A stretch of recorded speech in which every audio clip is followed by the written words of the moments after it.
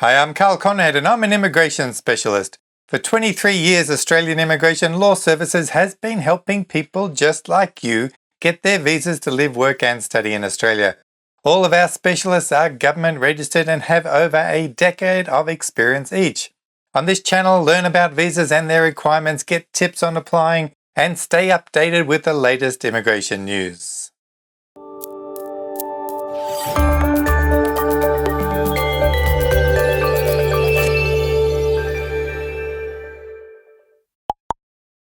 Wait, before you think this visa isn't for you, are you looking to improve your skills for your current occupation, area of tertiary study or field of expertise? Many of us are keen to upskill, whether you're a fresh graduate moving into the working world or an experienced professional looking to move ahead in your career. The kinds of training eligible under the 407 visa includes occupational training activities, professional development activities and more. Training can happen on the job as well. There is no minimum salary level a visa holder must be paid, and in some cases voluntary work and internships can be accepted. The three types of training covered under this visa are occupational training required for registration, occupational training to improve skills in an eligible occupation, occupational training for capacity building overseas. This refers to those overseas flying in for training. The 407 visa can be valid up to 2 years. With the training you will have received, you may meet the skill level required for many other visas. Many of my clients use the 407 visa as a stepping stone to permanent residency. While there's no direct pathway, however, just being able to stay in Australia upgrading your skills may lead to further employer sponsorship opportunities via the 482 visa. Many states or territories can also value applicants living and working in their occupation in their region, and thus the possibility offers sponsorship for the 491 or 190 visas. Let's go through the three types of training eligible.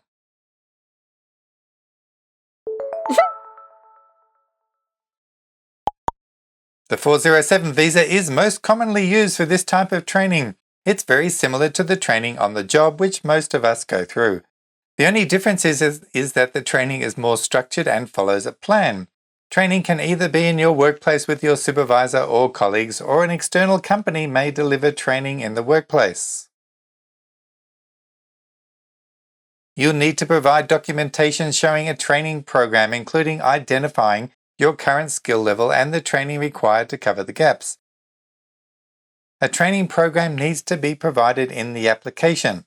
It must be tailored and timed to your training needs, be related to your occupation, including an assessment of your current level of skill, include objectives and skills that you will gain through training, include details of the components of the training program and, if applicable, relevant timeframes. Include information on the supervisor or trainers showing that they have the experience to train you. The nominee must already have qualifications and/or experience relevant to the training in which they are intending to undertake. ANSCO provides information on the relevancy of the qualification or experience necessary to perform the occupation in Australia. Regarding this employment experience or study experience, it must be the equivalent of at least 12 months full-time experience in the occupation and has occurred in the last 24 months immediately before applying for the visa. Under this type of training, only certain occupations are available. Not to worry though, because there are over 500 eligible occupations.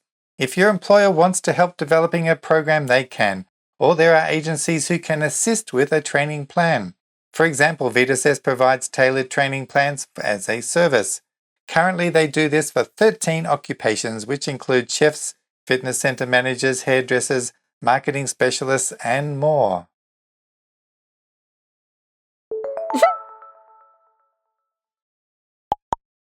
This is for when workplace-based training is required to get occupational registration, membership or licensing, and the registration, membership or licensing is mandatory to work in that occupation in Australia or your home country.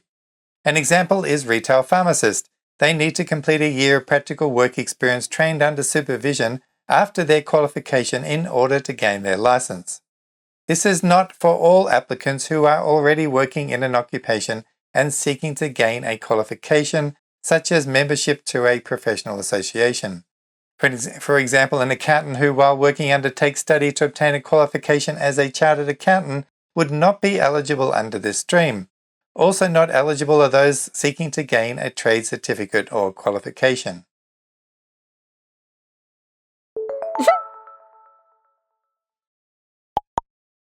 Occupational training for capacity building overseas may sound a little niche, but it mostly refers to those overseas flying into Australia for training. There are 3 subcategories under this type of training. They are overseas qualification, professional development, and government support. Let's go through each of these and what they mean. Overseas qualifications refers to workplace-based training in Australia for up to 6 months for students who are currently enrolled in a foreign educational institution and who must complete a period of practical training, research or observation to get their qualification, and who will receive training specifically tailored to their training needs. Professional development includes face-to-face teaching in a classroom or similar environment in Australia. It is for overseas employers to send their managerial or professional employees here, and the applicant should possess the necessary skills and qualifications to benefit from the program. Finally, government support refers to training that has the support of the Australian government or the support of the government in your home country.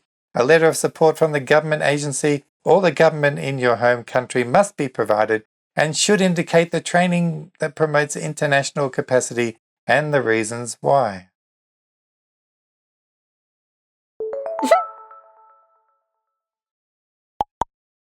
You will need to be nominated by an approved temporary activity sponsor. The sponsor must apply providing evidence that they can directly provide training. Most businesses operating in Australia can apply for permission to be a sponsor, and it does not have to be a large company either. There are some circumstances in which the sponsor is exempt from applying, such as an Australian government agencies. In most cases, you are required to be at least 18 years of age. You will need to show that you have functional English. You will need to provide test results as evidence. There are a number of eligible test providers, but IELTS and PTE Academic are the most popular. These are the minimum scores in which you must achieve for functional English level. If you hold a passport from New Zealand, USA, Canada, and the United Kingdom and Ireland, you are exempt. You do not need to take a test. As a 407 visa holder, you must be able to demonstrate that you have adequate means of support for the duration of stay in Australia. Under policy, these factors are taken into account. The financial resources available to the applicant, including any salary to be earned in Australia to cover expenses associated with their stay in Australia and return airfare home. Where applicable, evidence that one or more third parties will be providing assistance, including family members who may also be working. I bet you didn't know how useful this visa actually is, and it's not so difficult to get either. Do you need help? Our team is highly experienced, so get in touch for a Zoom, Skype or telephone consultation, and you can book an appointment over at australiavisa.com.